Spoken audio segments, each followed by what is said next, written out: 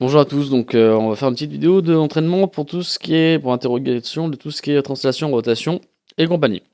Alors pour faire cette interro, en fait, ce que je vais faire, vous savez quel exercice vous avez, donc je vous répète quand même, vous avez donc, vous allez avoir une forme de pavage comme ça, donc un polygone qui va se répéter, enfin un polygone qui va se répéter plusieurs fois en pavant le plan.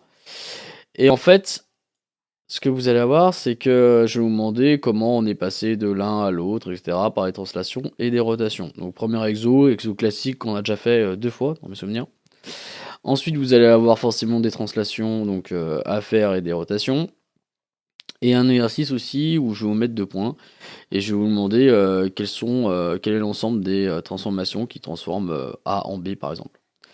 Alors, je vais vous faire en même temps l'interro, comme ça fait un petit gain de temps. Donc, ce que je vais faire, c'est que je vais choisir une forme de pavage.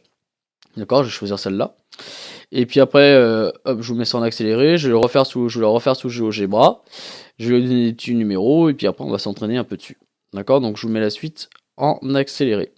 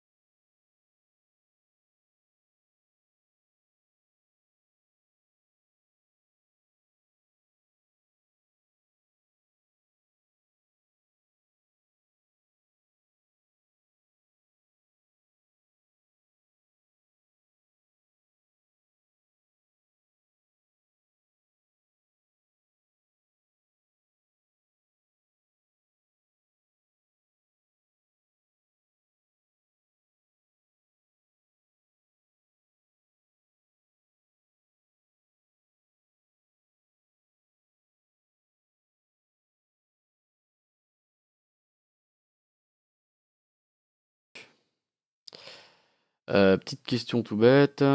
Par exemple, hop,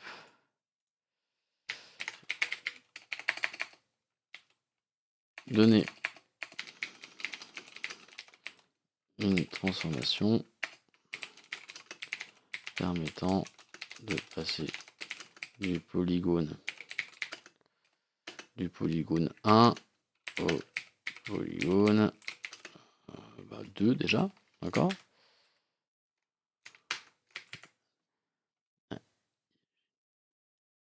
Hop, ouais, c'est ça, j'ai un truc qui. J'ai ma touche contrôle qui marche pas. On va faire ça à l'ancienne. Hop là. Donc du polygone 1 au polygone 2. Hop. Ah, attendez. Voilà, c'est bon, ça marche maintenant. Donc du polygone 1 au polygone 2. Du polygone 1, on va toujours partir du 1. On va aller au 22. Voilà. Toujours pareil. On va partir du 1. On va aller au 5. Et on va aller. Alors. Du 1 au 15. Voilà. Voilà, ça vous fait déjà un petit entraînement de ça. Allez, donc je vous laisse faire. Hop, vous mettez en pause comme d'habitude. Hop, vous avez les polygones qui sont là. Normalement, ça ne va pas trop gêner. Ouais, c'est bon. Vous avez la question qui sont là. Vous mettez sur pause. Vous faites donc du 1 au 2. D'accord. Du 1 au 22. Et après du 1 au 15. Ok, tout bon. Allez, je vous laisse faire. Donc, on y va. Alors, du 1 au 2. Du 1 au 2, ici, c'est une rotation. Une rotation de sens indirect. Excusez-moi. Et d'angle. Alors, pour déterminer l'angle ici, alors vous avez deux solutions. Soit carrément, vous sortez le rapporteur. D'accord, pour savoir quel est l'angle de cette rotation.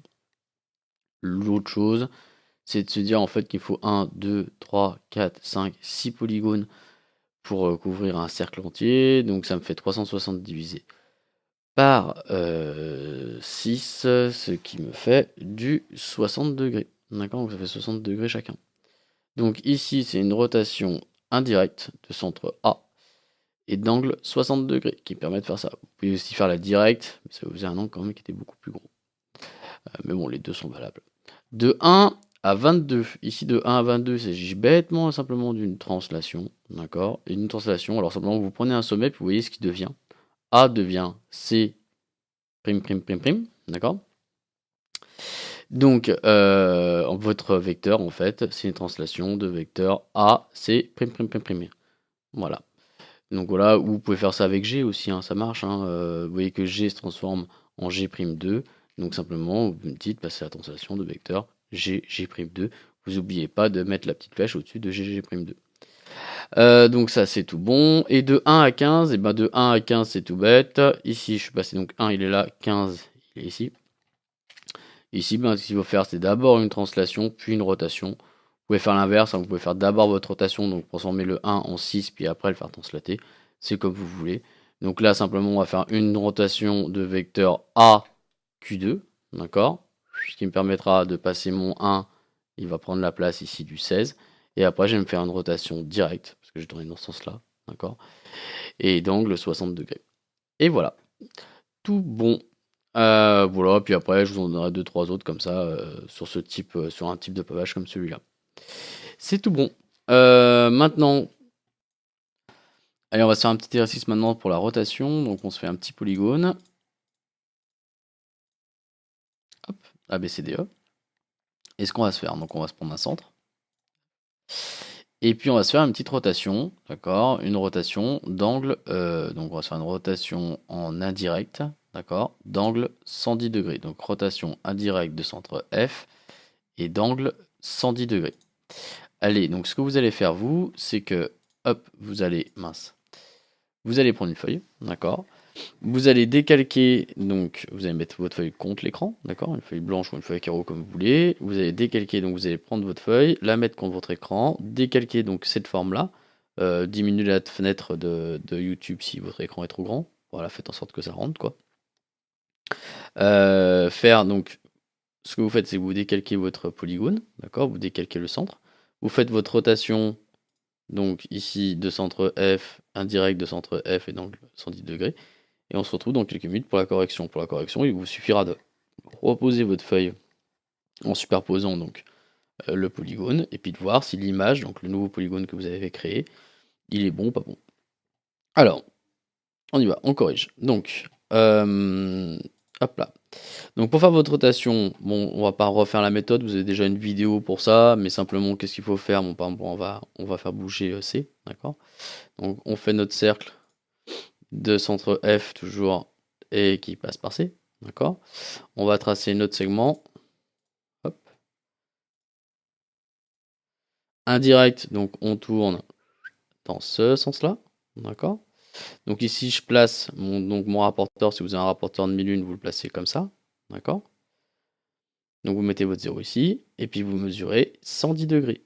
D'accord? Vous allez arriver à peu près dans ces eaux-là, quoi. Donc moi, si je le fais par exemple angle avec mesure donnée, hop, hop, je suis en sens horaire, 110 degrés, là, 110, ok, et j'arrive à C', qui est ici. D'accord? Je fais ça pour chacun de mes points.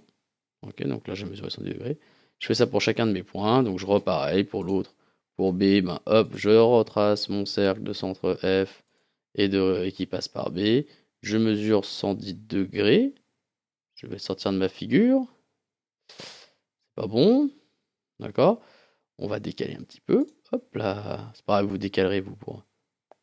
Hop là, je pensais pas que ça allait sortir. Comme quoi. Je fais pas le compas dans l'œil. Hop, angle avec mesure donnée. Donc normalement les proportions sont gardées, donc ça aurait marché. Hop. Hop. Du 110. Mince. Il a changé de sens. Bon, on recommence. Hop.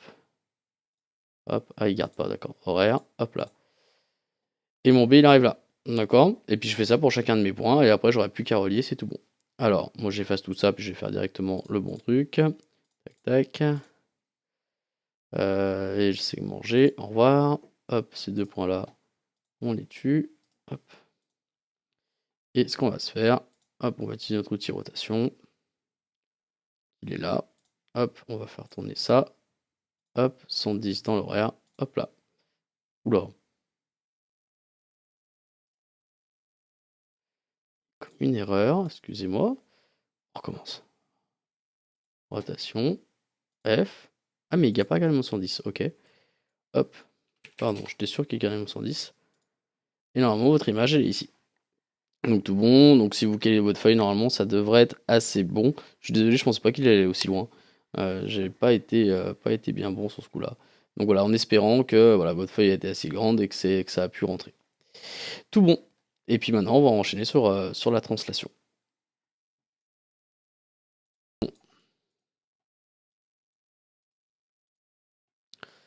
Et on aura fini. Polygone. Hop. Et hop. D'accord. Ici, bah, je vais prendre encore 2 points. Hop. Hop. Je bouge. Je me fais un vecteur. Il est où? Hop là. Un vecteur EF. Donc vous, pareil, d'accord. Ce que vous faites, c'est que vous décalquez, d'accord, avec votre écran. Et puis vous faites l'image donc de ABCD. Et puis on se retrouve dans 2 minutes pour la correction. Allez, c'est tout bon. Bon, là, pour la translation, c'est tout bête, hein, d'accord. Je vous fais donc la méthode avec le compas. Ça, normalement, il n'y a pas de problème. Vous translatez. Et normalement, hop, si vous êtes tout bon. Elle est où ma translation? Elle est ici. Translation, vecteur. Hop, votre nouvelle image, elle est ici. Donc voilà, là, vous posez votre feuille sur votre écran. Puis vous regardez si vous êtes bon ou pas. Et bah écoutez, voilà, donc ces petits exos là, pas de soucis. Donc un pavage, savoir reconnaître comment on passe d'une figure à une autre, une translation et une rotation. Et puis ça va être bon. Et puis aussi, je vous mettrai une figure où ce que je vous ai expliqué, 2 points A et B. Et puis là, comme on a eu dans le cours, hein, d'accord, donc prenez votre exercice de cours, excusez-moi pour réviser, où je vous dis quelles sont toutes les transformations. Donc là, il faut toutes me les mettre. Toutes les transformations qui transforment A en B. Allez, bon courage!